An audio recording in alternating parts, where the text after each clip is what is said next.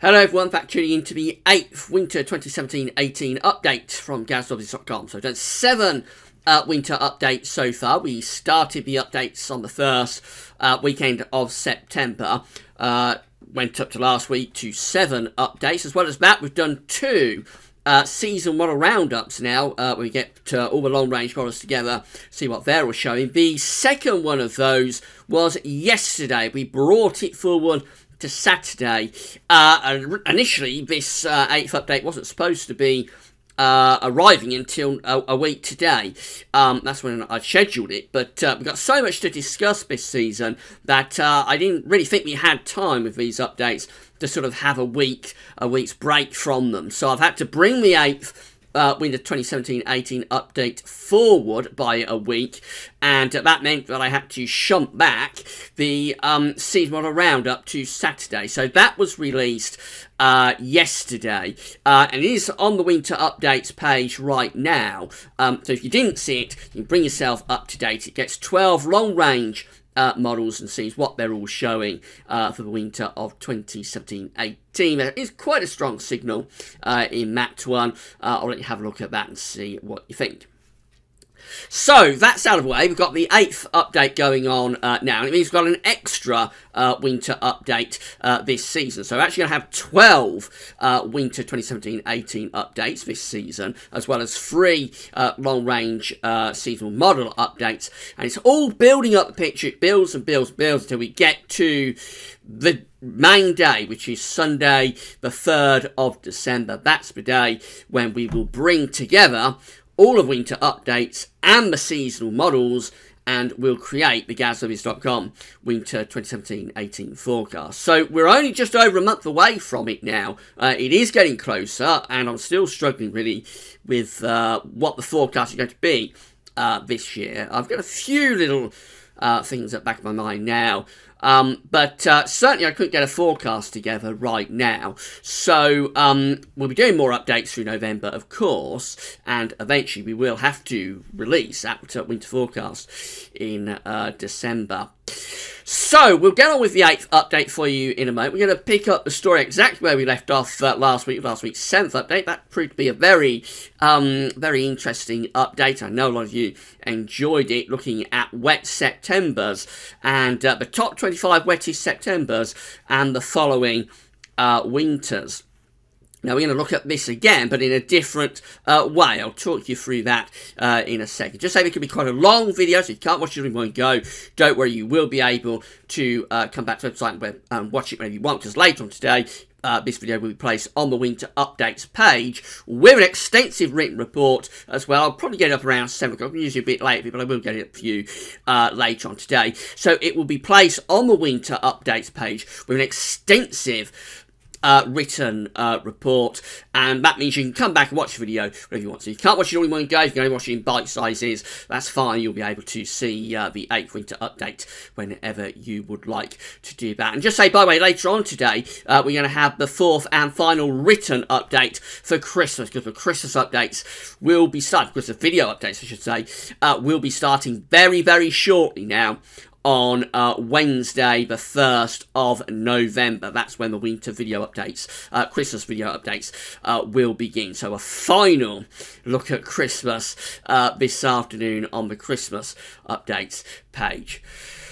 And with that, I think we better get on with the 8th Winter 2017-18 update. So, as I say, we're going to begin where we left off, actually, with the 7th update. So we're going to look again at wet September. Just a recap of what we had last week.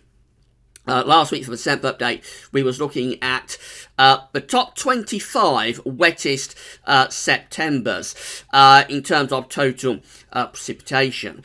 So if you combine all of those 25 years, there's some very, very interesting years within them. A lot of really cold winters. If you to combine them all together, this was the signal, which was an extensive, excuse me, an extensive northern blocking signal over Greenland, with a trough underneath it, and essentially, yes, it was a cold looking signal, really, following a wet September. We do tend to get a lot of cold years. So that was based on the top 25 wettest September. There is another way of looking at September rainfall, though, or rainfall generally, and that is through rain days, the amount of days where it rains. So we're going to have a look now and count down the top 25 rain days, wettest September's by rain days, and see whether the signal is actually the same. So we're going to begin with September 1987. That's number 25 in our top 25 wettest Septembers by rain days.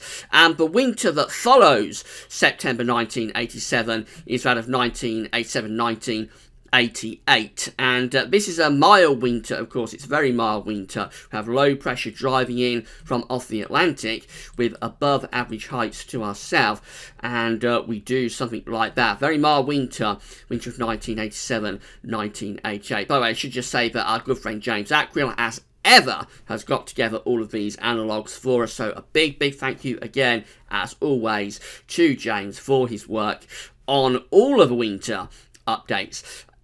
I certainly won't be able to do the updates that I do now without the input that James provides. So big thank you, James, again for sending these through. So that's number 25 in terms of wettest Septembers by days. This is number 24.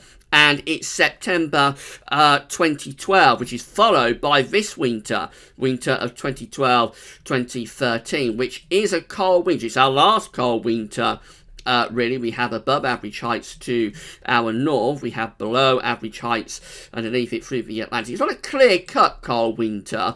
There was a prolonged period of mild weather, second half of December through to early January. Remember, cold was a bit off and on. It wasn't really until March, interestingly, until the spring, that the blocking pattern properly locked in. But when it did lock in, boy, did we know about it. It turned very, very cold.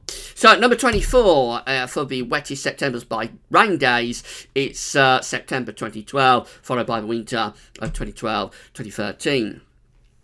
Last September comes in at number 23, so September 2016 is the 23rd wettest September by days, and this is how the winter of 2016-2017 shaped up. It's a very dry winter, very anticyclonic winter, with a strong blocking signal bringing in the flow rather like that. The winter of 2016-2017 was a very quiet winter, and just on the periphery of cold weather. It's a very severe winter in the east and the southeast of Europe. That's where all the cold went, on the eastern side of this blocking ridge, in some ways similar to the winter of 2005-2006. The 22nd wettest September by days is 1970, followed by the winter of 1970-1971. And this one provides quite a lot of ridging to our north, so it's fairly quiet winter. We have below average heights to the south. There was some cold weather, interestingly, in December 1970 to early January, but after that, generally, it was quite a mild winter. You'd probably look at that and think it was a cold winter, but it wasn't really. It started off a little bit cold, and it got milder through the early part of 1971. Then we go through to the 21st wettest September by rain days, and that is September 2010. And that is followed, of course, by the winter of 2010-2011. We know all about this. Contained the December to remember, with that very strong blocking feature over Greenland, below average heights to the south of it. It's not an extreme blocking pattern, this reanalysis that James has sent through to us for the winter of 2010-2011. And the reason is that all the cold was really in December, and then by February it actually turned very mild. So perhaps not quite as clear-cut as cold winter as you might think by how cold December 2010 was, but do remember it was front-loaded, and after Christmas the cold went away and never really came back. Anyway, interestingly, we've got 2010-2011 in the analogues package. All of those Septembers and their following winters that you've seen up to this point were not in last week's wettest Septembers by precipitation totals. interestingly. So the first sort of 5 winters that we've looked at so far, those winters are sort of unique to these rain day Septembers. The next September, though, is September 1976. So this did feature in last week's 7th update. So this is the 20th wettest September by rain days, and you can see that this one had below average heights to our south, and it had above average heights to the north during the winter of 76-77. This one in some ways similar to 2010-11, actually, because it was front-loaded, it was cold in December, nowhere near as cold as 2010, but it was cold in December.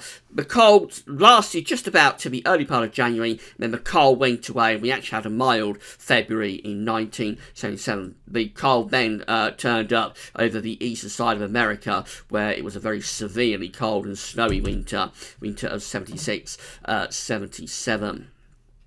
The 19th wettest September by rain days is 1982. That's followed by the winter of 82-83. Again, this one appeared in our analogues package last week. The winter of 82-83 looks like this. Overall, quite an unsettled winter. It was mild at the start and stormy in January, and then it got cold in February, leading to a very cold spring in the spring of 1983. Bear in mind, there was a very strong El Nino developing through that winter as well. The 18th wettest September by rain days is 1994, September 1994, followed by the winter of 94-95. Again, this is unique to this analogues package. This winter, this September and this winter did not feature in last week's update. So this one was a very stormy winter, actually, mild winter too, proper zonal winter, very typical of the winters that we had in the 1990s, with lots of high pressure to the south, low pressure to the north, and bringing through that strong westerly jet stream. Mild winter 94-95. Then we go through to our, so where are we at, to number 17, go through to our 17th wettest September by rain days, and that is September 1961, followed by the winter of 1961-1962. This one did have some cold weather at times, especially later in the winter, particularly into March, and this is how the overall reanalysis looks. It isn't remembered, of course, as a cold winter, 61-62, but it did have some cold snaps at times, and it was rather a mixed winter, the winter of 1961-1962, finishing up, though, on quite a cold note. We go through to our 16th we go through to our 16th wet September by rain days, and it's September 2011, followed by the winter of 2011-2012. This one, it's a strange winter, really, 2011-2012. It has lots of high pressure to the southwest, low pressure up to the north. So for us, it's quite mild, but in the east and southeast of Europe, it was a very, very extremely cold winter, particularly through the Balkans and down into southeastern parts of Europe. It did contain one really impressive cold snap as well for us in February 2012, but overall a mild winter 2011-2012. So far, these analogues don't look as impressive as the wet Septembers by total rainfalls that we saw in the 7th update. We're going to carry on and have a look at the next September, which is our 15th wettest September by rain days. That's 1980, and this one again we're placing the ridge of winter of 81-82. I should say 1980 and 1981. We're placing the ridge down to the southwest with below average heights up to the north, to the northeast, and we do something like that with the flow and with jet stream. So not a particularly cold winter in 1980, 1981. Our next winter, the 14th, wettest September by rain days, is 1962, followed by winter of 1962, 1963. This one, of course, as we know, featured in last week's analogues package. It is the coldest winter since 1740, with that strong blocking seal around Greenland, Iceland, the low pressure underneath it, bringing in the flow and the winds from the east, from the northeast as well. The winter of 1962, 1963 was a very, very severely cold winter. The 13th wettest September by rain days is 1995. Again, this one featured in last week's analogues package as well. The winter of 95-96 looking like this. It's another cold winter, below average heights to our south, above average heights to the north, particularly centred around Scandinavia, with lots of easterly winds through the winter of 1995. 1996, and the cold particularly focused on December. Then we go through to another cold winter, and this follows the 12th wettest September by rain days. It's September 1968, followed by winter of 1968, 1969, 1969. Suddenly the analogues are starting to get more interesting again, aren't they? We have below average heights to our south and above average heights up to the north, and again it did turn very, very cold through winter of 68, 69. Late on in February we really did get the cold. The next winter and September is September 1975. That's the 11th wettest September by rain days, followed by winter of 75, 76. This one also featured in last week's update. So now the winters are starting to coincide, the Septembers and the winters starting to coincide with the ones that we saw in last week's 7th update. This one overall a very dry winter and mild, with high pressure centred out to our west, low pressure up to the north, and we do something like that on the mild side of the jet. Very dry for the winter of 75, 76. We go through to the 10th winter, we're into the top 10 now. So this is September 1983, which is the 10th wettest September by rain days, followed by the winter, this winter, of 83, 84, with below average heights out to the north and the west, above average heights down to the southwest. And we set up a northwest-southeast trajectory with the flow, and we projected a very strange winter, 83, 84. Spoke about this, of course, in last week's 7th update. It was a very unsettled winter. It was a zonal winter, but also a cold winter with lots of unusually cold air and cold zonality coming out from Greenland.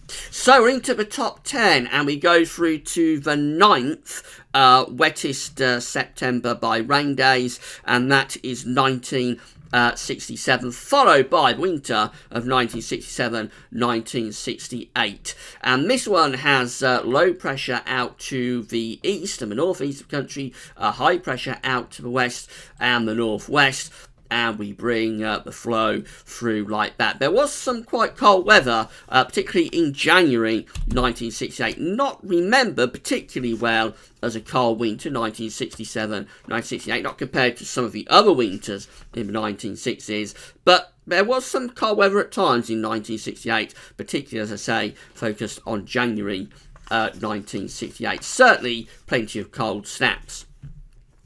That's the last sort of unique September and winter, by the way. All of the other Septembers and winters did feature in last week's 7th update. So we go through to the 8th wettest September by rain days, and that's September 2000, followed by the winter of 2000 and 2001. And this one, well, I spoke about it last week. It was almost a very cold winter. We did have quite a strong blocking signal, but the southern parts of the country anyway, things just didn't work out quite right. We just kept enough of an Atlantic influence to keep it mildish down in the south. But in the north it was quite a cold winter, especially so for Scotland, where there was a very, very snowy spell through February 2001. Then we move through to the 7th wettest September by rain days, and it's 1965, followed by the winter of 1965-1966. This one featured last week, of course. So we have below average heights out to the west, above average heights up to the north. And again, almost a cold winter. Things just didn't quite come together to produce a very cold winter, but even so, there was some impressively cold weather in December and January of 1965-1966 before it got milder later on. Interesting how many 1960s winters are featuring here. That must have been quite a wet decade for September's. Quite interesting, that one. We go through to the 6th wettest September by rain days. It's 1992. And this one is just a very dry and very quiet winter with a strong ridge around much of northern Western Europe, with the below average heights to the north of it on the mild side of the jet stream. There was an impressively frosty spell in December 1992, but otherwise it's just remembered for being a very, very dull and very, in many ways, boring winter, the winter of 92-93. Into the top 5 now. So our next September is 1999, the 5th wettest September by rain days, followed by winter of 99-2000. This one is a mild winter, another 1990s mild winter, with the high pressure down to southwest, low pressure up to the north, and a strong sort of westerly Atlantic flow coming through. The 4th wettest September by rain days is 1981, followed by the winter of 1981-1982. And this one, of course, we know what happened. Very cold early on, had a really cold December, and the cold came back big time in January, before it went away in the second half of January. Never got cold again. Actually, we had a mild February with this one. So winter of 1981-1982 is featuring in our analogues package again this week, as is the next winter and September. So the 3rd wettest September by rain days is September 1984, followed by the cold winter of 84-85. Overall, whilst this package of 25 years probably isn't as impressive as last week's rainfall total Septembers, which is September's by rainfall totals, nevertheless there are still many impressively cold winters within the analogues package. This one, 84-85, very cold winter with low pressure to the south, big blocking signal up to the north, and then again we do something like that with the flow, and with the jet stream winter of 84-85 was one of the coldest winters of the 1980s. Our 2nd wettest September by rain days, believe it or not, is 2017. Can you believe that? 2017 is the 2nd wettest September on record by total rain days, a number of days where it's raining. But look at that. We can see that we don't yet have the info through for 2017-2018. It'd be interesting to see how the reanalysis for that winter, this winter, looks once the winter is out of the way. And then finally, the number 1 wettest September by rain days is 1974, followed by the winter of 1974-1975. Again, this one featured in last week's analogues package, has below average heights up to the north, have below average heights to the south, I should say. It has above average heights to the south. What am I talking about? Below average heights up to... It's been a really, really long day today, I have to say. I really am pushing it with the updates I've been doing this weekend. So if I make a few mistakes, because I'm a little bit frazzled.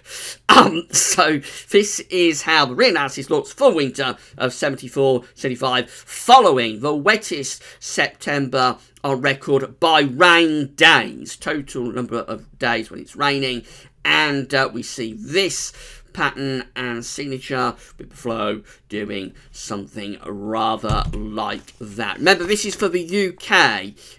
So there are specific areas where it may be dry in September, but for the UK overall, that September of 1974 is the wettest September by rain days, followed by the mild winter 74-75. So let's combine all of those 25 winters together and see how we come out. This is it. This is the reanalysis for all years combined, all 25 years, and it is still overall a signature for a cold winter. So whilst those analogues perhaps weren't quite as impressive as last week's analogues in terms of wet Septembers, we do still have a strong blocking signal. It is centred more to the south of Greenland rather than what we saw last week where it was centred over Greenland. In fact, let's just compare those two. So if I try and move this along to there. So this is last week where you see the blocking signal is centred actually over Greenland itself and also into the pole with this deep trough underneath it. So the blocking signal is stronger, most definitely it's stronger when you're looking at wet Septembers by rainfall totals. But when you're looking at wet Septembers by rain days, we do still have the blocking signal, but it is slightly centred to the south of Greenland. And it's just not quite as impressive, really. But overall, we do still see sort of the flow. Let's change the colour again. Overall, we do still see the flow doing something like that. There are several cold winters, very cold winters, within that analogues package. But also there are more mild winters, so that's why we come away with an all years combined chart for these analogues that we've looked at in this 8th update that aren't quite as impressive as the all years combined in the 7th update. But there isn't a huge amount in it, and I think overall both of these analogues packages do probably favour slightly for this week, and very strongly anyway for last week. They do favour a cold winter. And I think we'll just pause it there. We've talked for a little while, so we talked for 26 minutes. I think we'll have a little pause there, go off and have a little drink of water. Why don't you get yourself a cup of tea, a cup of coffee and some biscuits. And we'll meet back in around 2 seconds when we'll be looking at all of our other methodology, which is looking at things like solar activity, sea surface temperature anomalies, what's happening with ENSO, and also some very, very interesting developments in the past week in terms of Russian and Siberian snow cover. So go and get yourself a cup of tea and some biscuits, and we'll meet back in around 2 seconds from now. And we're back. Just going to check to make sure that we're recording. Yes, we are. So we're going to carry on now with the rest of the 8th winter 2017-18 update. We just looked at several analogues, 25 years worth of wet Septembers by rain days and winters that followed them. Now we're going to carry on, have a look at the rest of the Gasworthy's winter methodology. We're going to begin by having a look at solar activity. So this is the solar disk on our side of this today from solarham.net, and we do have a couple of sunspot regions just there and also just there as well. However, sunspot activity, solar activity, is designated by Solarham as being at very low levels today, and the forecast next 3 days from Solarham is to keep things at low or very low levels as well. This is the Gasworthy's winter update solar activity tracker, updated as of today, when I'm recording video on the 28th of October. This has been updated by our good friend James Acril, as always the keeper of the Gasworthy's winter solar activity tracker. You see, what's happened over the past few days is that solar activity has ticked up a little bit, but we are still at very low levels. So we have a big spike in sunspots at the start of September, then we have the crash. Then we had another little spike in sunspots just there in late September to start of October. Then we went through a very, very quiet interlude, bit of a crash in solar activity, and sunspots occurred there into the middle of October. Now things are just starting to tick up a little bit again. That's where our latest position in terms of the tracker. We're just there. As a sunspot and solar activity is ticking up a little bit. It is still at quite low levels. However, the trend lines, the thick green and thick red lines, are still trending downwards, albeit at a slightly slower rate than they was last week. We aren't yet going for an extended period, however, of spotless activity. As we get to solar minimum, you will expect we'll get several weeks, if not months, when we don't get any sunspots at all. So what you see just here, for example, where we didn't have any sunspots there, we just flatlined along the very bottom, other than that little brief spike just there. Or maybe that's a better example just there back in March of this year. We went through, that looks like it's about a week, maybe a couple of weeks, of entirely spotless condition on the sun. And we aren't seeing that. We aren't seeing a consistent and sustained run of spotlessness on the solar disk at the moment. Now, I would anticipate that in the next few weeks and months, we will start to string together quite an extended period of no sunspots at all. But at the moment, we still keep getting these little spikes upwards. I don't think we'll ever get back to this position until we're well into solar cycle number 25 now. So I don't think we'll get back up there again. Of course, you never can entirely tell 100%, but I'd be surprised if we get back up there again.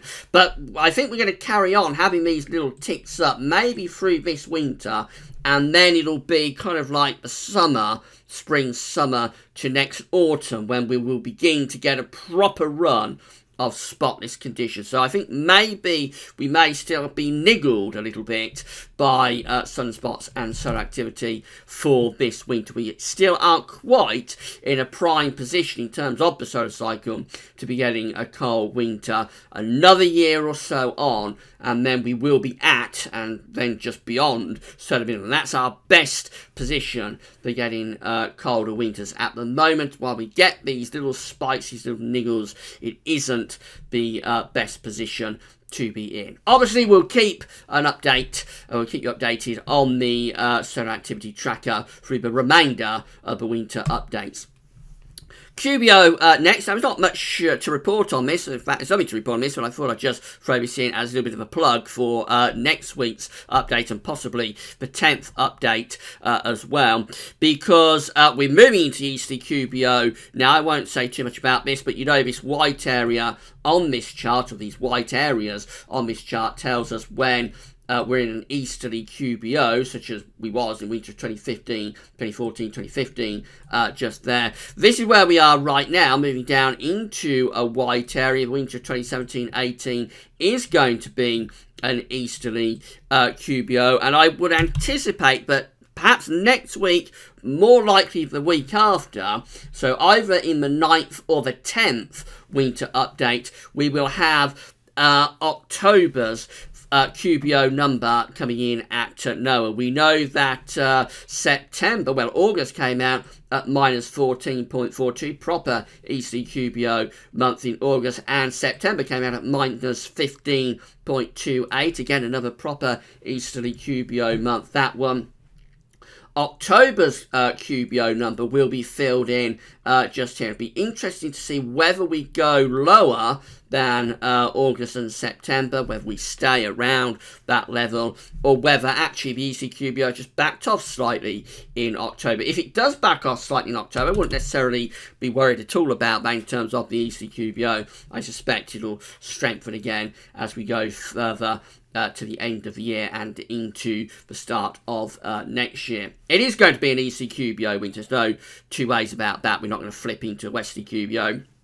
And remember, an ECQBO increases, but only increases the chance of cold winters for the UK and for Europe as well. We did a lot of reanalysis on that, so I won't go into it again. Did a lot of reanalysis in earlier updates. So we'll have the easterly QBO number, or the QBO number for October, either next week for the 9th update. If it's not next week, it will be the following week in the 10th update. 2017 Atlantic hurricane activity and season next. So this is the 2017 hurricane season page at Wikipedia. These lines here, these dotted lines, are all of the hurricanes and storms that have occurred through the season of 2017. Has been a hyper hurricane season, hyperactive hurricane season. Let's go down to the numbers, to the scores on the board. So this is how we're looking this week. We are at 17 depressions, 15 total storms, 10 hurricanes, and 6 major Category 3 or above hurricanes. Those numbers are really unchanged, except for the total depressions, which has gone up 1. Last week that was at 16, now it's at 17. But otherwise, total storms, last week was at 15, still at 15. Hurricanes were at 10 last week, still at 10. And major Category 3 or above hurricanes at 6 last week, and still at 6 this week. So been very little change over the past week. When we get to next month's update, I'm not sure which update it'll be. It'll probably be, certainly won't be next week. It may be in the 9th, it may be in the 10th or 11th winter updates. We'll have a look at hurricane seasons and see if there is any connection between the stronger hurricane seasons. This is certainly going to be at the stronger end of things, most definitely this season, 2017. We'll see whether there is any connection between those stronger hurricane seasons and winters, colder winters in the UK. So that it won't be next week, definitely, because I've got lots to tell you about next week in terms of warm October. So that will be dominating next week's 9th update. So it'll possibly be in the 10th, perhaps more likely the 11th winter 2017-18 update. And then we move on to the oceans. So this is how the oceans were looking this time last week when we did the 7th winter 2017-18 update. Remember, 3 areas that were interesting. Specifically, we've got the Equatorial Pacific Ocean just here. We've got the Northern Pacific Ocean just here. And then we've got the Atlantic Ocean just there, and this very warm, intensely warm anomaly that I'm going to speak about again in a moment over here. So that's how things were looking this time last week when we did the 7th update. Let's see how things are looking now for the 8th update in terms of the ocean, and this is the latest sea surface temperature anomaly map from NOAA, generated on the 26th of October. And very little change in the Equatorial Pacific Ocean, so we still seem to have this La Nina signal. It is there from Peru over here to Indonesia over here. It looks like we're going to have, at the very least, a weak La Nina for the winter of 2017-18. It may get up to a moderate La Nina, but I think that's becoming more unlikely now. Most of the modelling, I'm going to show you some models in a moment, most of the modelling for the ENSO region is suggesting weak La Nina condition. However, it is clearly a much stronger signal for La Nina compared to what we had this time last year. Now, interestingly, the northeastern Pacific, this area just here, has cooled down quite a lot compared to a week ago. So that situation last week in the northeastern Pacific, this is the situation now. Quite a cooling has taken place there. I'm not sure what's responsible for that, other than maybe as the La Nina signal is strengthening through the ENSO region. It's just starting to lower the temperature, starting to pull down the temperatures in the wider Pacific Ocean a little bit. We'll keep an eye on this. That's quite interesting, because this has been very warm in this northeastern part of the northern Pacific for the last few years. We may do something a little bit different with that if this cooling continues up there in the northeastern Pacific Ocean. Over in the Atlantic Ocean, so we're still looking quite warm, really, through much of the Atlantic Ocean. Again, this situation last week, this is the situation now. If anything, we may be starting to warm things up a little bit again through the tropics, through this area just here. Things have been a little bit quieter over the past week or so in the tropical Atlantic. Over the past couple of weeks, we haven't had as many storms and hurricanes, and that might, because they're not sort of disturbing the ocean up with those storms and hurricanes, that might be allowing warmer sea surface temperature anomalies to begin to re-emerge through the tropical Atlantic. Further north, however, I think we might be starting to cool things down a little bit in the northern Atlantic. So that situation last week, this situation now, I think perhaps if anything, we have seen a slight cooling just here. We certainly don't have a tripole. That's the main point for the Atlantic. We don't have that three-way band of warm, cool and warm that we look for to be the signature for a negative NAO. So as expected, I don't think, certainly going into the start of winter anyway, as expected when we did the NAO forecast right way back in the summer, seems a really long time ago now, but all of this started, it all kicked off with the NAO forecast back in the summer, and we said that the Atlantic probably wouldn't be set up for a negative NAO. I think we're seeing the evidence of that, certainly going into the early part of the winter.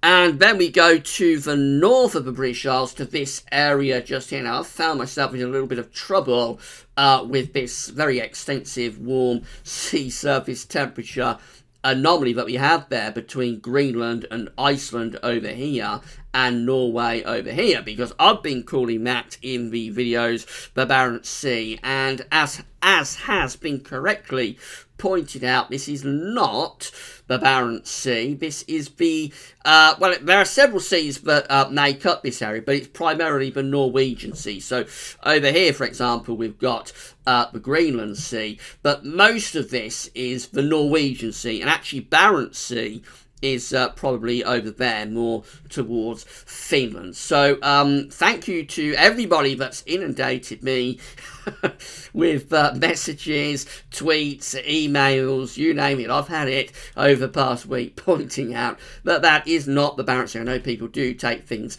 quite seriously, and it is important really to have the geography pinned down when we do these updates. So that was a mistake of mine. The first person that pointed that out was actually in the comment section, guys. So it's Flake Time. So thank to Flake Time, but thank to everybody else. I can't name you all because I had lots of messages about this. Sorry to all of those of you who I annoyed with this.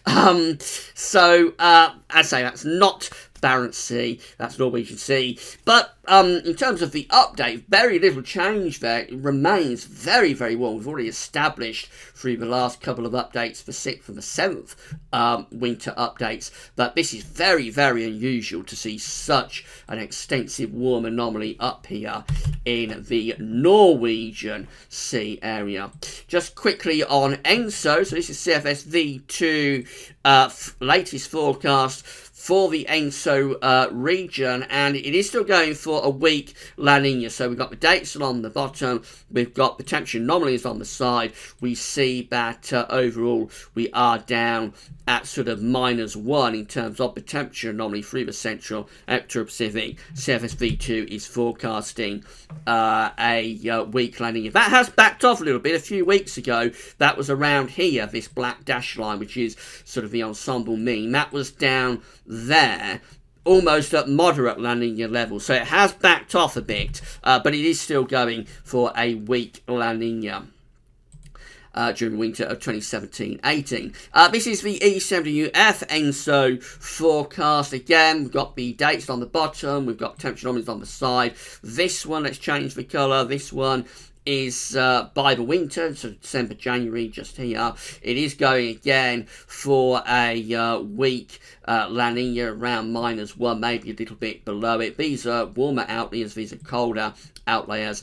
Overall, the model by the winter is in a weak La Nina sort of boundary before it lifts up back to neutral during the spring, as you'd expect. And JAMSTEC also just about going for a weak La Nina, so the red line here is the ensemble mean. Again, dates, we've got the temperature anomalies on the side, dates on the bottom, and just about, it's just on the border this, between ENSO neutral on the cold side of ENSO neutral and a weak La Nina. That's the closest to keeping things at ENSO neutral out of the three models. The other two models, the CFS and the E70UF, they are quite obviously going for going for a weak La Nina for this winter. This one is closer to neutral, but still, even then, just about into weak La Nina territory. Right, and then finally we're going to have a look at Siberian and Russian snow cover. There have been some big developments on this over the past week. So this is how things were looking this time last week when we did the 7th Winter 2017-18 update. This is how things were looking, and we'd had a bit of a stall in terms of the Siberian and Russian snow cover. Wasn't doing terribly well, really, with the snow line back around here. Well, now I'm going to show you the latest chart from the National Sea Ice Centre. I'm going to show you the latest chart, and it really is quite dramatic, so feast your eyes on this. That's the latest in terms of Siberian and Russian snow cover, and in the past week, virtually the whole of Siberia and Russia has filled up. So the snow line is actually to there now, into the far west of Russia, although it is a bit sporadic here. So let's say the consistent snow line is to around there. So most of Russian Siberia is filled up with snow, and very interestingly also we've got a lot of snow over much of Scandinavia as well, particularly central and northern parts of Scandinavia. A huge increase over the past week in snow cover. Just look at the difference from last week to this week. So let's see how we're doing compared to all years back to 1998. So this is situation from this day, 27th of October 1998, and you can see quite obviously we are way ahead now of 1998 in terms of both Siberian and Russian and Scandinavian snow cover. We're ahead of 1999 as well, and very significantly and substantially so this point in 1999, and we're also ahead of the year 2000 in terms of both Siberian and Russian and Scandinavian snow cover as well. Really is no comparison. Snow cover's actually absolutely raced along in the past week. This is 2001, and we're ahead of 2001 as well. Let's get the cursor, there we go. We're ahead of 2001 as well. Quite closely matched in terms of Siberian and Russian snow cover, but way ahead in terms of Scandinavian snow cover to 2001. This is 2002. We're a bit ahead of 2002 as well. We're very close in terms of what's happening over Scandinavia, but I think we're ahead in terms of Western Russia in particular in 2002. This is 2003. That's quite close to now. This point in 2003 did have a very rapid expansion of snow cover across Russia and even getting into the East Europe. So we may be a little bit behind 2003, interestingly, although for Scandinavia, we are a little bit ahead of 2003 this year, I would think. We're ahead of 2004, very substantially so, and 2005 as well, although notice in 2005 something interesting happening, because way behind in terms of Russian and Siberian snow cover, but quite a bit of snow appearing across Scandinavia by this point in 2005. But clearly no comparison anyway to this year and 2005. This is 2006. At this point in 2006, we were doing quite well in terms of Scandinavian snow cover. I think we're ahead of that this year, but we were doing quite well in terms of Scandinavian snow cover, but not very well in terms of Siberian and Russian snow cover. We're way ahead of 2006 this year. This is 2007, and look how little snow cover we had across Russia and Siberia at this point in 2007. The snow line was just there, and nothing at all happening over Scandinavia either. This is 2008. We're way ahead of 2008 for this year in terms of Scandinavian, Siberian and Russian snow cover. This is 2009, very interesting year in 2009 because it took a long time to push a snow line through Russia, but we did have plenty of snow through Scandinavia. And as I've explained, getting early snow cover over Scandinavia is one of the things that I'm looking out for, which we have got this year. We've got more snow cover this year at this point compared to 2009. We're doing better across western parts of Russia as well than this point in 2009. This is 2010, where again, very, very slow to push that snow line into central and western Russia through 2010. But we did build up some quite early snow cover over Scandinavia. We are ahead in terms of Scandinavian snow cover right now when we compared to this point in 2010. This is 2011, way ahead of 2011. Now this is 2012. This is for 26th of October 2012. Look at the date there. See where the snow line is on the 26th of October across Russia and Siberia. Also look at the snow cover over Scandinavia on the 26th of October 2012. Go through day to the 27th of October 2012 and look what has happened there. We've just totally pushed that snow line through Russia and into Central Europe and covered vast areas of Scandinavia as well. Very, very unusual what happened there at the end of October 2012, before we had that cold winter of 12-13. Now, we haven't quite reached that level, actually, in terms of getting the snow into central parts of Europe. But we probably are a little bit behind Scandinavia as well, compared to this point in 2012. But we have seen a very rapid increase in snow cover over the past week. It's kind of similar to what happened in October 2012. This is 2013, where we have more snow cover now in western Russia and also in Scandinavia as well, compared to this point in 2013. This is 2014.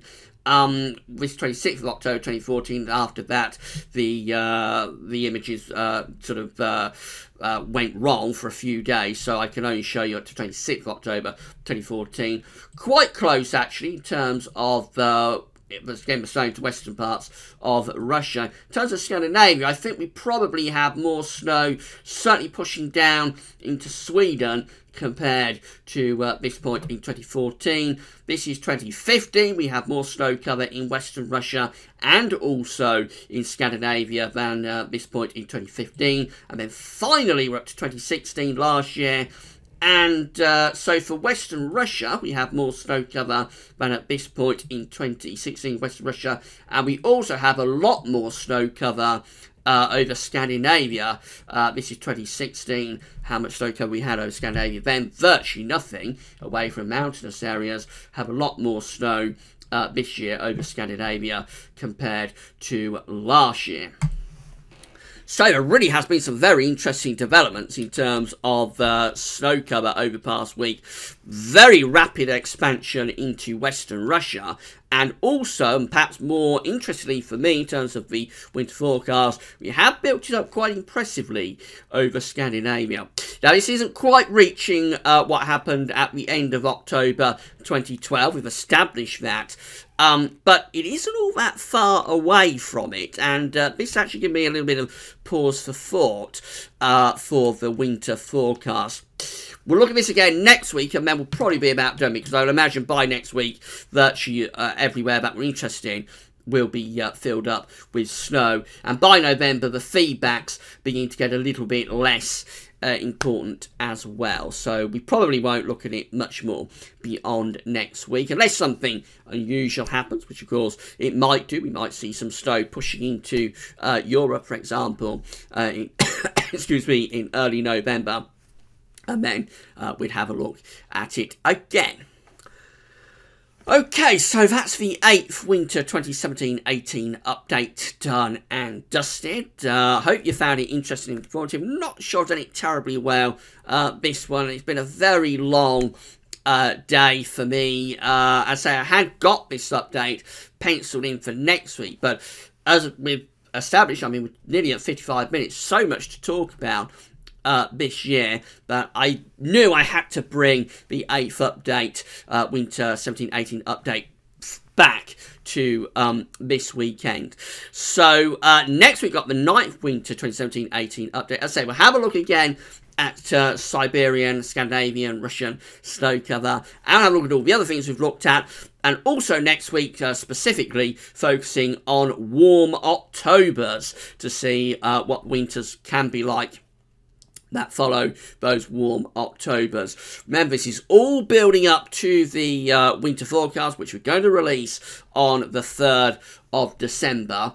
It is getting closer now. We are starting to get towards the crunch point, so things are beginning to get pretty serious.